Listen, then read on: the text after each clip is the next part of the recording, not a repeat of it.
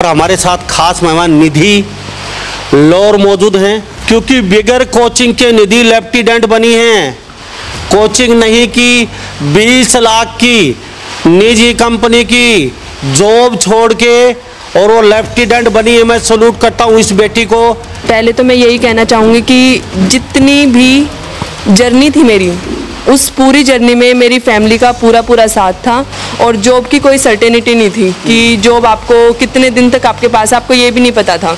तो मुझे लगा इन केस अगर थोड़ा जॉब में फ्लक्चुएशन आए तो मेरे पास दूसरा ऑप्शन होना चाहिए। जॉब से मैं छुट्टी लेके जाती थी और मैंने अपने इंटरव्यूज़ दिए। 8th अटैम्प्ट था ये मेरा, जिसमें मैं रिकमेंड हुई। इससे पहले भी मैं एक बार रिकमेंड हुई थी 2nd अटैम्प्ट में, लेकिन उसमें मैं मेरिट आउट हो गई थी। फिर मेरे को लगा कि नहीं, करना तो यही है।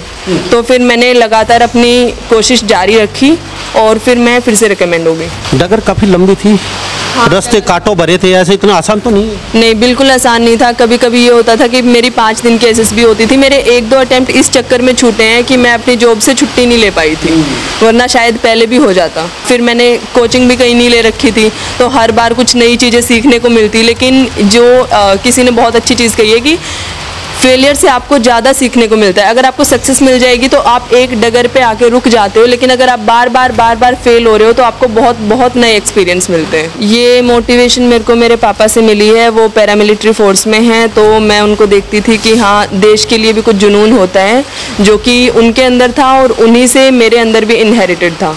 जॉब करते करते आप ये लेफ्टिनेंट बने, ये संभव है?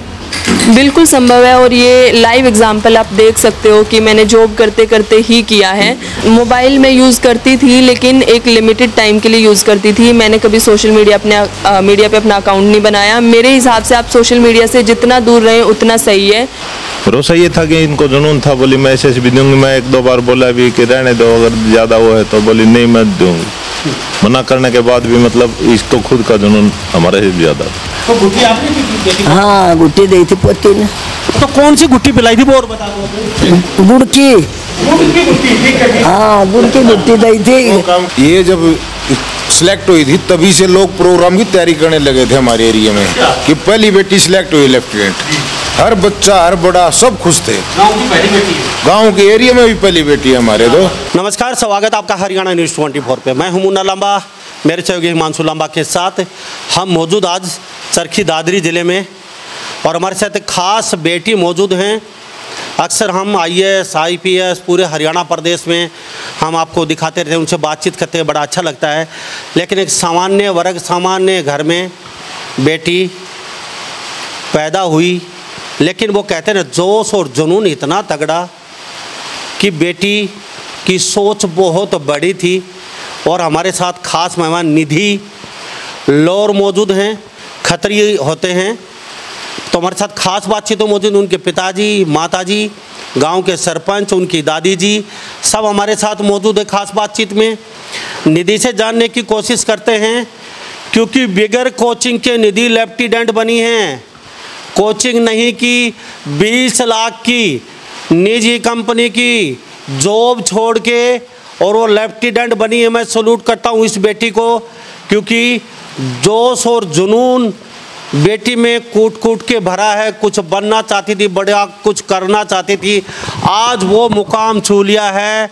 निधि ने हर भारत की बेटी लेफ्टिनेंट बनने का ख्वाब देखती हैं, लेकिन इतने रास्ते इतने आसान नहीं है, रास्ता लंबा है, डगर कठिन है। निधि, आपका बहुत बहुत स्वागत है हरियाणा न्यूज़। नमस्कार सभी को।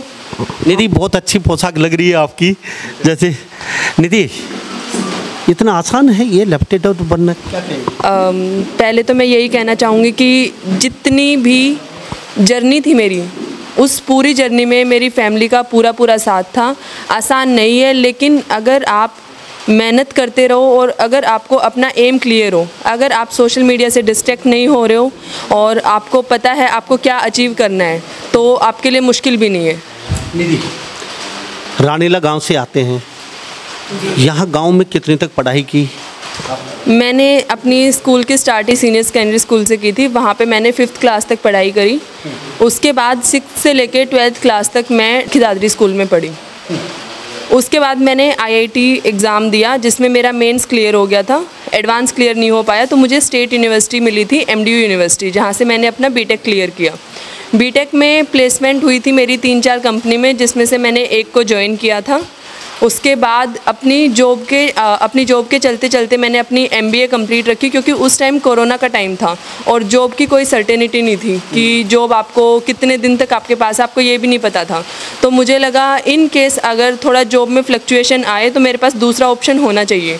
तो मैंने अपनी MBA कंटिन्यू रखी और 2022 में फिर मैंने अपनी MBA कंप्लीट कर ली। इसी बीच में साथ साथ अपने SSB के अटैम्प्ट्स दे रही थी मैं। जो भी एग्ज़ाम हो रहा था, जहाँ भी इंटरव्यू हो रहा था, जॉब से मैं छुट्टी लेके जाती थी और मैंने अपने इंटरव्यूज़ दिए। 8th अटैम्प्ट था ये मेरा, जिसमें मैं रिकमेंड हुई। इससे पहले भी मैं एक बार रिकमेंड हुई थी 2nd अटैम्प्ट में, लेकिन उसमें मैं मेरिट आउट हो गई थी। फिर मेरे को लगा कि नहीं, करना तो यही है। तो फिर मैंने लगातार अपनी कोशिश जारी रखी और फिर मैं फिर से रिकमेंड हो गई। तो 2nd प्रयास था ये आप? नहीं, ये मेरा 8वां प्रयास था।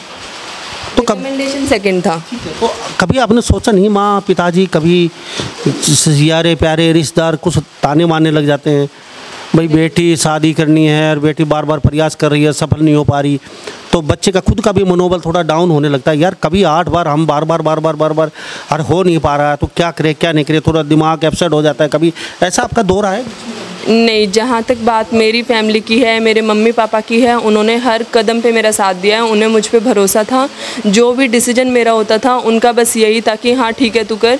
जैसे मेरी SSB थी, कभी बेंगलोर होती, फर्स्ट SSB मेरी भोपाल में थी, तो पहली बार उनको ये डर लग रहा था कि हाँ दूसरी सिटी में कैसे जाएगी अकेले। मैंने बोला नहीं, मैं अकेले ही जाऊँगी और मैं खुद अपना करके आऊँगी। तो जहाँ भी मैं जिस भी SSB में जाती थी मैं बता देती थी पापा ये आया है। पापा बोलते ठीक है बेटा जा। उनको बता के फिर मैं चली जाती थी, अपना अटेम्प्ट देती थी और आ जाती थी। तो उन्होंने हर चीज़ पे साथ दिया है, उन्होंने मुझ पे पूरा भरोसा दिखाया है और ये उन्हीं की वजह से है कि मुझे कोई भी चीज़ उनसे छुपाने की ज़रूरत नहीं पड़ी। उन्होंने इतना ओपन मेरे साथ रख रखा था कि मेरे को जो भी दिक्कत होती थी कभी, तो मैं उनको तुरंत बता देती थी।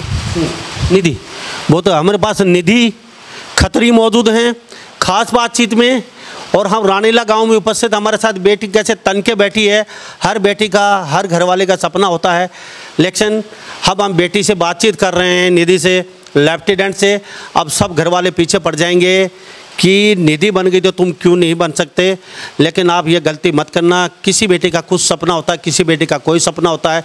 कोई ज़रूरी नहीं है कि निधि लेफ्टिनेंट बन गई तो आज ही आप लठ लेके और पीछे पड़ जाएं। लेफ्टिनेंट ही बनना है, बनना कुछ चाहते हैं और दूसरे रास्ते पे आप बच्चों को डालेंगे, ये भी एक मूर्खतापूर्ण है। कुछ कहना चाहेंगे माँ पिताजी को?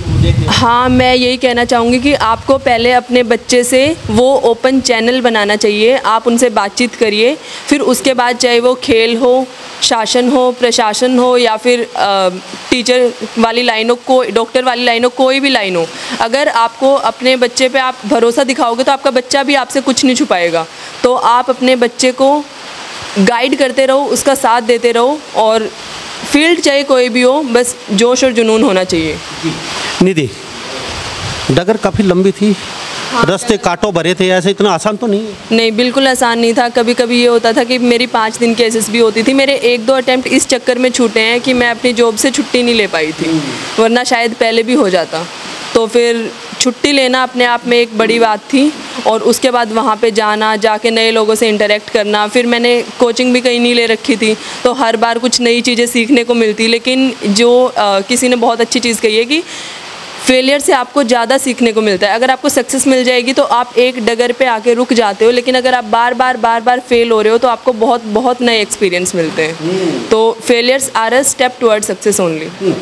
निधि, आज आप सक्सेस हैं, सक्सेस तो पहले भी थी, अच्छी खासी जॉब, 20 लाख की जॉब को छोड़ के आप लेफ्टिनेंट। ये सपना लेफ्टिनेंट बनने का क्यों? अच्छा खासा पैसा कमा रही थी, 20 लाख का साल का आपका पैकेज था, अच्छा मोटा पैसा आ रहा था घर पे, तो सक्सेस तो पहले हो चुके थे आप। तो फिर ये टारगेट, ये सपना, ये क्या मतलब समझ में नहीं आया? ये मोटिवेशन मेरे को मेरे पापा से मिली है। वो पैरामिलिट्री फोर्स में हैं, तो मैं उनको देखती थी कि हाँ देश के लिए भी कुछ जुनून होता है, जो कि उनके अंदर था और उन्हीं से मेरे अंदर भी इनहेरिटेड था। तो और किसी को देखा या उनको देख के आपने, या फिर खाली पिताजी ही? मेरे आइडल मेरे पापा ही है। खाली आर्मी में जाना था? हाँ, आर्मी में जाना था क्योंकि मेरे पापा भी उसी लाइन में हैं और उनको देख के मेरे को जुनून आता था और जोश आता था। निधि सामान्य परिवार से आते हैं? बिल्कुल। ऐसा नहीं है कि सोने की चम्मच लेके पैदा हुई है। बिल्कुल नॉर्मल घर, नॉर्मल इंसान। पिताजी हौलदार हैं और माताजी गृहिणी हमारे साथ। इनकी दादी जी बेटी, पिताजी दादाजी इनके गुजर चुके हैं। बिल्कुल सामान्य परिवार है और आज भी जॉब कर रहे हैं, नौकरी कर रहे हैं आर्मी में। इनसे भी बातचीत करेंगे। निधि, बड़ा अच्छा लगता है, शायद ही हम आपसे बातचीत कर रहे हैं, आपको देख के 10 लड़के सक्सेस हो जाएं। तो ये जानना चाहेंगे, जॉब करते करते आप लेफ्टी डेड बने, ये संभव है? बिल्कुल संभव है और ये लाइव एग्जांपल आप देख सकते हो कि मैंने जॉब करते करते ही किया है। आपको एक ना आदत डालनी चाहिए।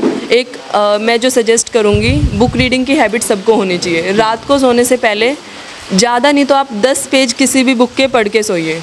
उससे आपको बहुत कुछ नई चीज़ें सीखने को मिलती हैं और ये चीज़ मेरे को मेरे दादाजी बताते थे।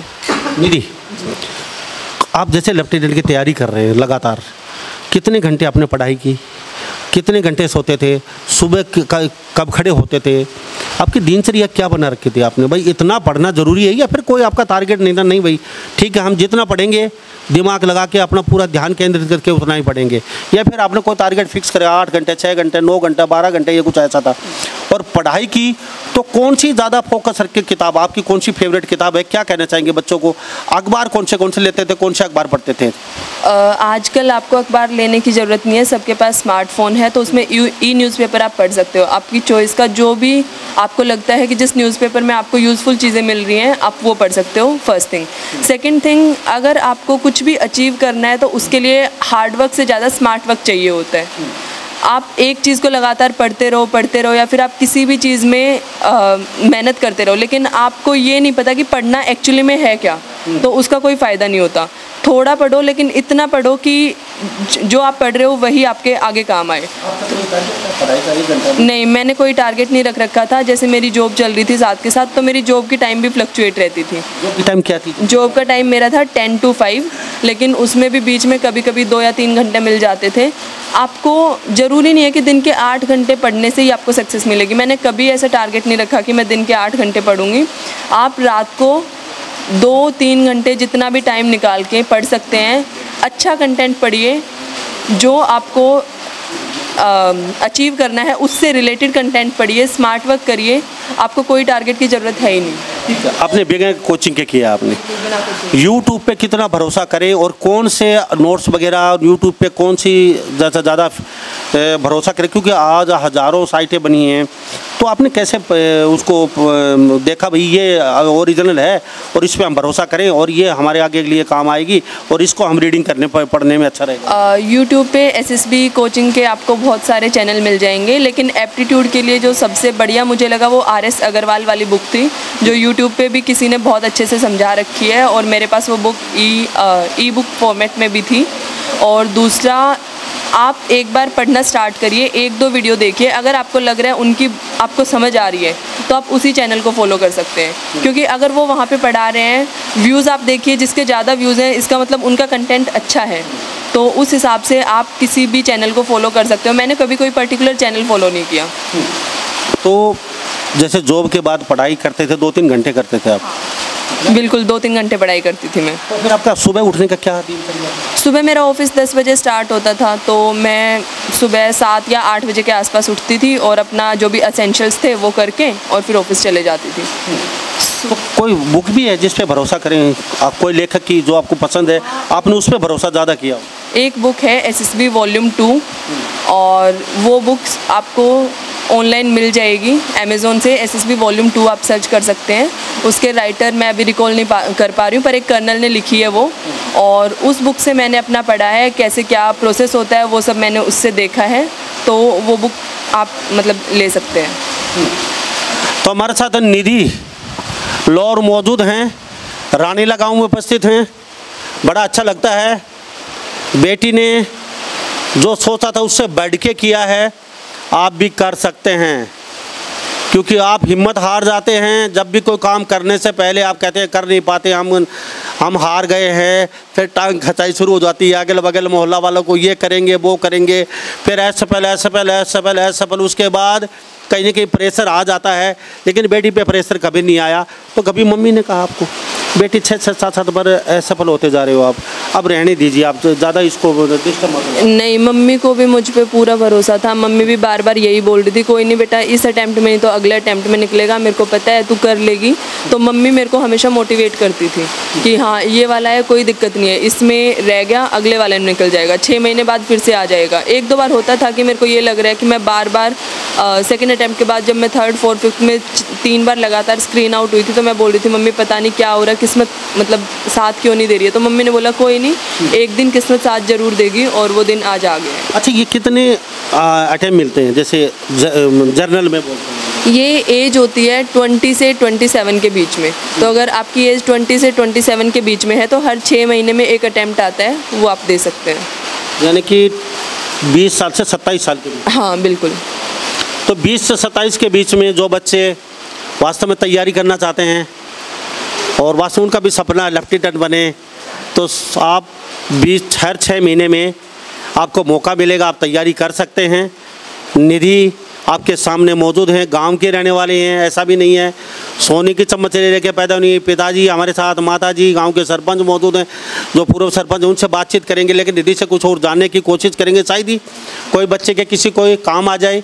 निधि, बड़ा अच्छा लगता है, पूरे गांव ने आपको सम्मानित किया, बहुत गाजे बाजे के साथ, खुली जीप में, डीजे के साथ, पूरा हरियाणा आपको देख रहा है आज। क्या सब गांव वाले, सब रिश्तेदार थे, सब फैमिली वाले थे, सब मेरे टीचर्स आए थे स्कूल से, यूनिवर्सिटी से, और उसके बाद आसपास जितने भी लोगों को पता लगा था, सब अपना आशीर्वाद दे के गए हैं, अपना प्यार दे के गए हैं। तो I was just overwhelmed with the happiness that I had yesterday.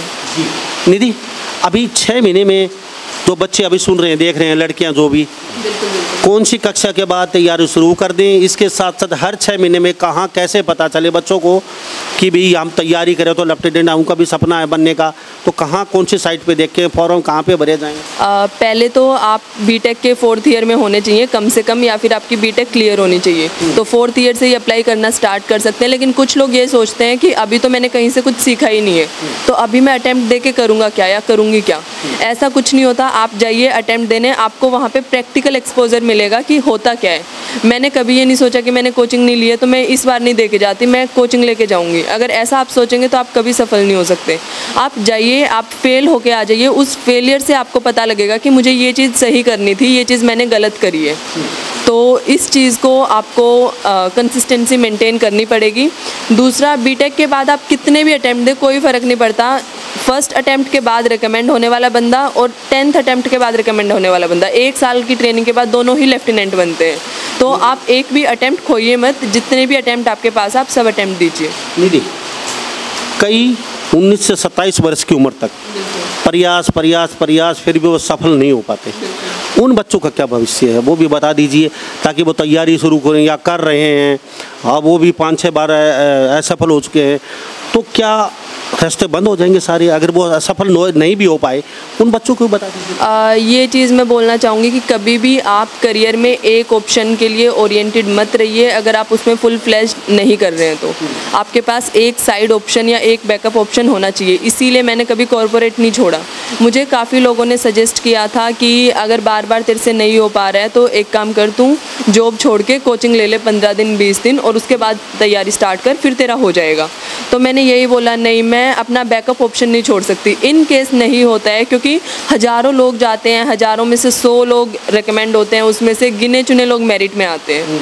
और ये वाली चीज़ मैं पहले देख चुकी थी जब मैं मेरिट आउट हुई थी।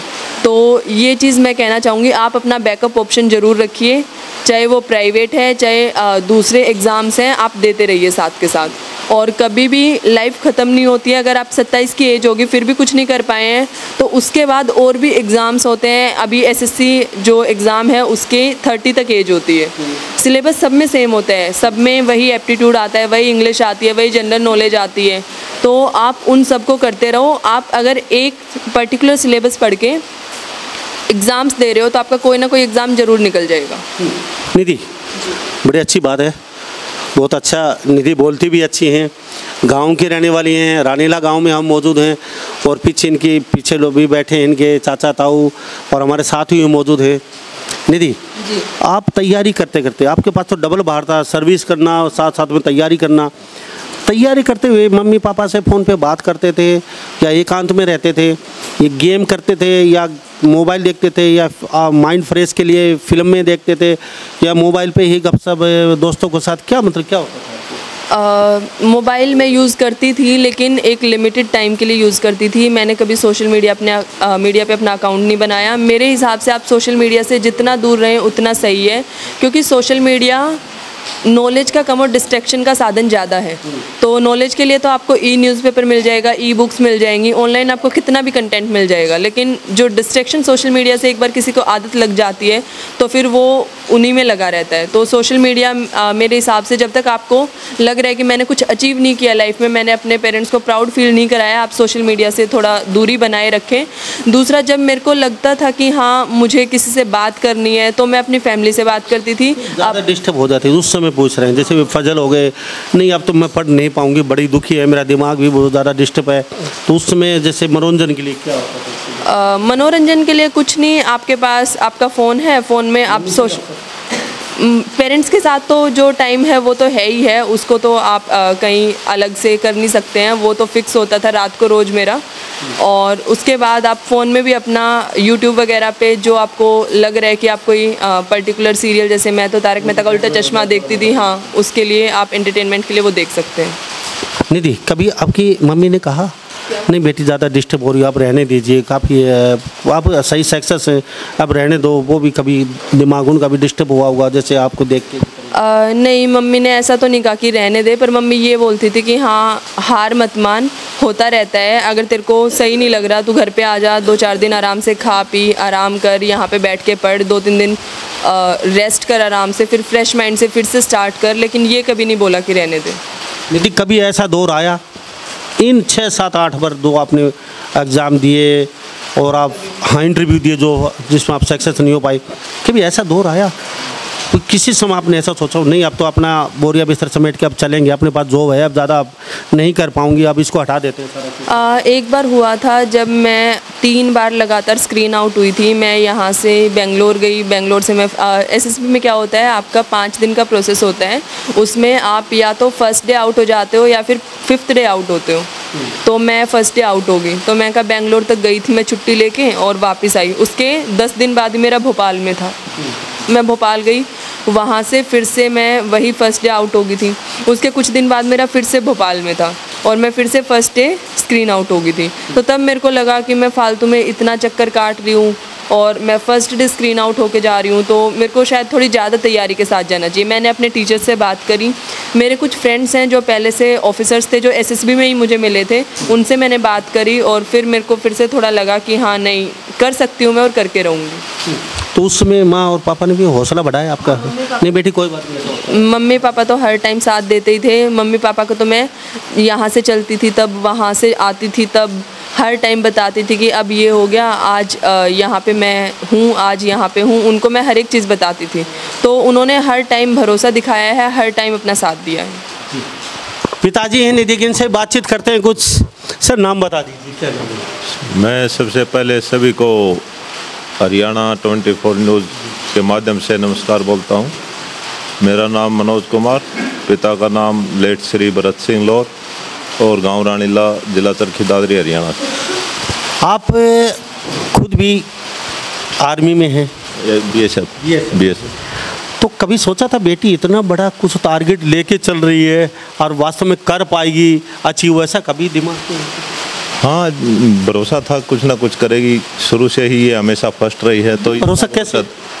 भरोसा ये था कि इनको जुनून था, बोली मैं SSB दूंगी। मैं 1-2 बार बोला भी कि रहने दो, अगर ज़्यादा वो है तो, बोली नहीं मैं दूंगी। मना करने के बाद भी मतलब इसको खुद का जुनून हमारे से ज़्यादा। तो कभी आपने ये भी कभी बीच में कभी ऐसा बार ऐसा पलो रही थी बेटी, तो कभी आपने इनकी मम्मी को खाओ, आप बेटी को कह दो रहने दो, आप नहीं हो पाएगा, अपना जॉब 20-25 लाख रुपए साल के पैकेज अच्छा मिल रहा है? ना हम कभी ऐसे नहीं सोचा कि 20-25 लाख रुपए वाला, मतलब शान ज़रूरी है, पैसा तो कमाता ही आदमी, तो इसलिए सोचा कि भाई देश की सेवा से ज़्यादा कोई अच्छा अवसर नहीं है। तो ये जो बेटी निधि कह रही हैं, अभी लेफ्टिनेंट जब सक्सेस है बेटी, ड्रेस में तन के बैठी हैं हमारे साथ, ये कहती हैं हमारा आइकॉन, हमारा सब कुछ तो ये पापा को देख के ही यहाँ तक हाँ अच्छा है। नहीं ही जोश जुनून भरा है। हाँ अच्छा है। मैं बोला था कि अभी तो जैसा कि मान लो दूर रहना, इसकी मम्मी ने तो बोला था कि दूर जाएगी, लेकिन जब दूर तो प्राइवेट जॉब के लिए भी तो दूर दूर जाना पड़ता, घर से दूर है तो दूर है। लेकिन जो बच्चे की इच्छा है, जो खुद का उसका वो है, उसके ऊपर तो बच्चे को फिर साथ देना ज़रूरी होता है माँ बाप का। तो बेटी एक है, लड़का एक? हाँ एक बेटी है, एक छोटा लड़का है। तो जो बेटा वो क्या कर रहा है? बेटा MCA फाइनल कर लिया, अभी कंपनी ज्वाइन कर रखी है उन्होंने भी। तो खुश हैं आप? हाँ खुश। पूरे गांव ने बड़ा सम्मान किया? हाँ गांव ने बड़ा सम्मान किया, पूरा उनके लिए बहुत बहुत धन्यवाद करता हूँ और मैं पूरे गांव का आभारी। तो आपकी माता जी साथ? हाँ मेरी माता जी मेरे पास है। तो साथ ही रहती है? हाँ साथ ही रहती नहीं, यहाँ घर में रहती हैं। अच्छा जी आप? अच्छा दादी? हाँ हम सासू बहू घर न रहा, बच्चा बाहर था सारा। तो बेटी निधि का कभी फोन आपके पास आता है? हाँ रोज। अच्छा तो रोज जमा हो रहे तो फोन आतवार ने मैं लिया कर तो आए आतवार कर आकर। तो आपको क्या कहती थी फोन में? नहीं दीदी बोलती दादी मैं ठीक हूँ, मगर बेटी गणी खा बात दादी कुछ नहीं, हंसती हंसती फोन करया करती। तो आपने कहीं को नहीं आग बेटी हो रही है गणी का बात मत करें? कदे नहीं कही। हाँ का जी मैं थी कंपनी में करे थी और रातों कंपनी को काम करो और टेस्ट को काम करो। अच्छा आपने कभी ये देखा था निधि क्या कर रही है, क्या बनने जा रही है, आपको पता था? हाँ पता था, लेफ्टिनेंट बन जा रही थी। हाँ तो आप कामयाब हैं? हाँ कदे इसने ट्यूशन नहीं लायो, कदे कोचिंग नहीं ली। निधि कह रही है गुट्टी है दादी ने दी थे मेरे को, दादी वाली गुट्टी काम करके। हाँ रातों काम करती है रातों। तो गुट्टी आपने दी थी बेटी को? हाँ गुट्टी दी थी पोती ने। तो कौन सी गुट्टी पिलाई थी वो और बता दो। गुड़ की। गुड़ की गुट्टी? ठीक है। हाँ गुड़ की गुट्टी दी थी, काम करके जाती। खांड की नहीं दी, गुड़ की दी थी। ये देख लो गुड़ की गुट्टी, गुड़ की वो कहने मुगली गुट्टी 555। अब ये गुड़ की गुट्टी है दादी की, देख लीजिए। पढ़ती पाया करती। अच्छा हाँ मैंने कहा दे मगर सो जाए दादी, सो जाएंगी। तो जब भी आप उठती थी तो क्या कहती थी? बेटी बावली हो जाएगी, सो जा। हाँ या नहीं मानी, हाँ कही मगर सो जा, तड़के पढ़ ली बोलना काम करूँगी। छोटा सा परिवार है, बड़ा प्यारा परिवार है। माता जी इनसे बातचीत करते हैं। जी क्या नाम? दादवंती नाम है जी। तो आप यहाँ गांव में रहते हैं? हाँ जी गांव में रहते हैं। रोज फोन बेटी का हफ्ते में? हाँ जी वहाँ तो एक हफ्ता फ़ोन जमा होता था, एक हफ्ता में एक बार आता था। जैसे कंपनी में आती हर रोज़ करती थी शाम को फ़ोन, जैसे मिलता है 2 मिनट तो मेरे से टाइम निकालती है ये बात करने के लिए जी। क्या लगता था आपको यहाँ बैठे बैठे? जैसे कभी आपने ये बेटी के सामने तो कुछ नहीं कहा, लेकिन आपके दिल में क्या था? नहीं दिल में तो मेरे था कि लड़की कर लेगी। कभी दुख होता था कभी बेटी ज़्यादा? मैं वो तो जी माँ की ममता होती है, ऐसा तो थोड़ा बहुत होता है कि बेटी, मैं सोचती हूँ ट्रेनिंग है बेटी दुखी होती होगी, लेकिन लड़की दुखी हुई तब भी लड़की ने ऐसा नहीं बोला, मम्मी एकदम ठीक हूँ ऐसे बोलती थी। जब निधि पैदा हुई उस समय क्या सोचा था? क्या बेटी तो ये बहुत कुछ करने वाली है, वो कहते हैं पूत का पाँव पालना में दिख जाए हैं जैसे बूढ़े। हाँ जी शुरू से एजेंट थी। शुरू जब पैदा हुई तो हमने ये नहीं सोचा कि लड़की पैदा हुई है, मैंने खुशी महसूस की थी, मैं ठीक हो गया, सब पहले लड़की होनी चाहिए। नहीं दादी भी दुखी नहीं हुई, हमारे घर में तो छठी का माहौल बनाया था, दुखी कोई, हाँ जी कोई दुखी हुई नहीं। इसके चाचा जी हैं उन्होंने लड्डू बांटे थे, रवि ने। हाँ क्या कीजिए बेटी सक्सेस है। तो कभी बचपन में बेटा और बेटी को ज़्यादा शरारती निधि थी या आपके? नहीं जी दोनों ही बराबर हैं। शरारती जब ये पढ़ने में तेज़ है, वो थोड़ा नटखट में तेज़ है। पीटते आप उनको ज़्यादा थे बेटी को ज़्यादा? इसका नहीं मैंने पिटाई कभी नहीं की बच्चों की। नहीं पिटाई वैसे डांट दिया, लेकिन पिटाई दोनों बच्चों की मैंने कभी नहीं की। हाँ जी और पढ़ाई के लिए तो मैंने निधि को कभी बोला ही नहीं, बोलने का इसने मौका ही नहीं दिया जी मेरे को। तो निधि पूरा भारत आपको देख रहा है। मैं एक बात और जानना चाहूँगा, जब आपकी ट्रेनिंग होती है कितने दिन की होती है? ट्रेनिंग हमारी 49 वीक्स की होती है, 11 महीने और 1 वीक और एक्स्ट्रा। कहते हैं हर साइड से ट्रेनिंग के अंदर बच्चे को तोड़ दिया जाता है, मतलब हर साइड से बहुत डिफ़िकल्ट, बहुत हार्ड होता है, जो भी मतलब नहीं होना चाहिए, मतलब बहुत ज़्यादा। बिल्कुल रिग्रेस ट्रेनिंग होती है। हमारा पूरा 199 का बैच गया था, जिसमें से अभी सिर्फ 167 पास आउट हुए हैं, बाकी सब या तो इंजर्ड हो गए हैं या फिर अभी वो फिर से रेलीगेट होकर 6 महीने बाद फिर से रिपीट करेंगे। तो ट्रेनिंग बिल्कुल भी आसान नहीं है, लेकिन आपको पता है आपकी बॉडी का कि आप कर सकते हो और आपकी बॉडी को आप ढाल लेते हो एक टाइम के बाद उसमें। मैंने यहाँ पे फिजिकल एक्सरसाइज कभी इतनी नहीं की थी, लेकिन वहाँ ट्रेनिंग के टाइम पे मैंने गेम्स इसमें स्पोर्ट्स में 7 मेडल जीते हैं, 3 गोल्ड, 2 सिल्वर, 2 ब्रोंज। तो मुझे खुद नहीं पता था कि मैं इतना अच्छा एक्सेल कर पाऊँगी फिजिकल ट्रेनिंग में भी। सो जब तक आप खुद की लिमिट्स को एक्सीड नहीं करते आपको नहीं पता लगेगा। तो निधि, हम सरपंच साहब से पूर्व से जी सर क्या कहेंगे? सरपंच साहब पूर्व सरपंच हैं, आपकी बेटी, आपके परिवार की, आपकी खुद की बेटी और आपके गांव, आपका भिवानी, चरखी दादरी जिला, पूरा हरियाणा राज्य खुशी मना रहा है बेटी को। नमस्कार जी। ये जब सिलेक्ट हुई थी तभी से लोग प्रोग्राम की तैयारी करने लगे थे हमारे एरिया में कि पहली बेटी सिलेक्ट हुई लेफ्टिनेंट। हर बच्चा, हर बड़ा, सब खुश थे। गाँव की पहली बेटी है, गाँव के एरिया में भी पहली बेटी है हमारे। तो लेफ्टिनेंट की उपाधि जो मिली इसको, जब ये ट्रेनिंग दे तभी से तैयारी चल रही थी हमारी सबकी। तो परसों जैसे ही इनका प्रोग्राम हुआ, पूरा गांव गुआंढ इकट्ठा हो गया, बहुत बढ़िया प्रोग्राम हुआ और हर बच्चा मोटिवेट हुआ है इस चीज़ से। क्यों पहले तो सिपाही हवलदार मुश्किल तो लग गया करते, और जैसे पता लगा सबको भाई हमारी बेटी लेफ्टिनेंट सिलेक्ट हुई है, तो बहुत सब हर आदमी प्राउड फील कर रहा था इस चीज़ को। तो हमारे साथ ये निधि का परिवार खास बातचीत में मौजूद थे और निधि के साथ बातचीत करके बड़ा अच्छा लगा हमें।